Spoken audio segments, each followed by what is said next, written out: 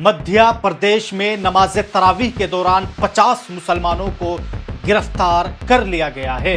मकतूब media की post के मुताबिक मध्य प्रदेश के जबलपुर जिले में सिरोही कस्बे में 20 फरवरी 2026 की रात को हिंदू और मुस्लिम बिरादरियों के दरमियान फसाद हुआ।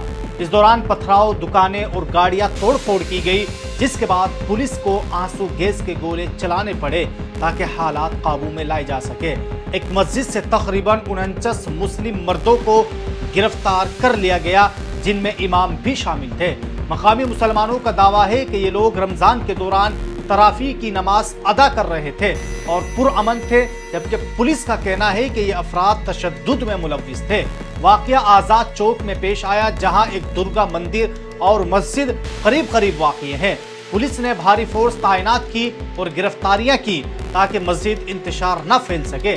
बाद में गिरफ्तारियों की तादाद 60 से 61 तक पहुंच गई। ये वाक़या मध्य प्रदेश में जारी फिरकावाराना तनाव की एक और मिसाल है, जहां मकामी लोग पुलिस पर जानिबदारी का इल्जाम भी लगा रहे हैं।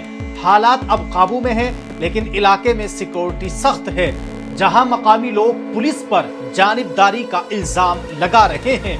लोगों का साफ तौर पर कहना है कि जिन लोगों को पुलिस ने गिरफ्तार किया है, वो तमाम के तमाम लोग पुरअमन और सुकून के साथ अपनी नमाज तरावी अदा कर रहे थे, लेकिन पुलिस ने जानिबदारी कार्रवाई की और मुसलमानों को निशाना बनाते हुए उनको गिरफ्तार कर लिया गया है। अब आइए अगली खबर के ताल्लुक से बात करते हैं कि न्यूयॉर्क सिटी के टाइम स्क्वायर में इफ्तार प्रोग्राम में शिरकत करने वाले 2 अफराद ने खुलेआम इस्लाम कबूल करने का ऐलान किया है। अशहदु अन ला इलाहा इल्ला अल्लाह व अशहदु अन्ना मुहम्मद अब्दुहु व रसूल अल्लाह। Takbir! Oh, you big man! Is the servant And messenger and the messenger of Allah. of Allah. Takbir! और इसी तरह ब्राजील के बैनुल अक़वामी खातून फुटबॉलर कैथलीन सूजा ने भी इस्लाम कबूल करने का ऐलान किया है। सऊदी अरब की टीम अन-नस्र व यमन ने अपने official social media platform x साबिक ट्विटर पर एक वीडियो शेयर करते हुए कैथलीन सूजा के इस्लाम कबूल करने की इत्तला दी है। टीम ने लिखा है कि हम कैथलीन सूजा की जिंदगी उस खास लम्हे को शेयर कर रहे हैं और उनके इस्लाम कबूल करने का ऐलान करते हैं। हम दुआ करते हैं कि अल्लाह ताला उन्हें इस्तिकामत अता फरमाए और उनके दिल को सुकून और इत्मीनान से भर दे। जैसे ही रमजानुल मुबारक का महीना शुरू हुआ तो चारों तरफ से बल्कि पूरी दुनिया से इस्लाम कबूल करने वालों की वीडियो और खबरें सामने आ रही है। वहीं दोस्तों, बहुत ही अफसोस के साथ ये कहना पड़ रहा है कि आज हमारा मुल्क नफरत में इतना ज्यादा डूब चुका है कि सामने वाला जब किसी मजलूम को निशाना बनाता है तो वो ये भी नहीं देखता कि जिसको मैं निशाना बना रहा हूं कि शायद वो मेरी बाप का उम्र का है। यहां दोस्तों, हम सब लोग शायद देख चुके होंगे कि किस तरह 3 मुसलमानों को सिर्फ उनके नाम, उनकी मजहब, उनकी पहचान पर निशाना बनाया गया और आलम यह है कि उनको दौड़ा दौड़ा कर पीटा गया है। 16 सोमवार के दिन हम रुदान गए थे मदरसे के चंदे के लिए। तब हम जैसे ही गाँव घुसे तो एक लड़का हमारा नाम उसने अपना बताया और हमसे कहा तुम गाँव नहीं घूम सकते। हमने कहा ठीक है, हम साहब गाँव से जा रहे हैं। बोले तुम गाँव से निकल जाओ और तुम जिहाद दिए हो, कटुए हो। उसके बाद उन्होंने फ़ोन करके स्कूटी पर 2-3 लड़के और आ गए। उन्होंने मेरे से आधार कार्ड मांगा, मैंने आधार कार्ड दिया और मेरा नाम देखते ही उन्होंने मुझसे कहा टोबी तार और लात घूसे मारना पीटना मेरे साथ चालू कर दिया। हम अभी इस्लाम नगर आए हुए थाने अपनी तहरीर लेकर। यह वाक़या अक़लियती तबक़ात के खिलाफ बढ़ते हुए तशद्दुद और अदम बर्दाश्त के एक संगीन मसले की तरफ इशारा करता है। मुबैना तौर पर बजरंग दल से वाबस्ता एक शख्स का अक़लियती तबके के 3 अफराद पर सरेआम तशद्दुद करना न सिर्फ कानून के खिलाफ वर्जी है, बल्कि समाजी अक़दार के ज़वाल की भी अलामत है। सबसे तशवीशनाक पहलू यह है कि वाक़या खुलेआम हुआ और वहां लोग मौजूद थे, मगर किसी ने मुतासरीन की मदद तक नहीं की। यह रवैया समाज में फैलते खौफ, بے حسی اور خاموش تماشائی بننے کے رجحان کو ظاہر کرتا ہے جو کسی بھی جمہوری معاشرے کے لیے بہت خطرناک ثابت ہو سکتا ہے۔ اس ویڈیو کو انڈین نیشنل کانگریس نے اپنے سرکاری اکاؤنٹ پر شیئر کر کے حکومت اور انتظامیہ کی ذمہ داری پر سوال اٹھایا ہے۔ اس سے یہ بھی ظاہر ہوتا ہے کہ یہ معاملہ اب صرف ایک فرد کا نہیں بلکہ سیاسی اور سماجی سطح پر بحث کا موضوع بن چکا ہے۔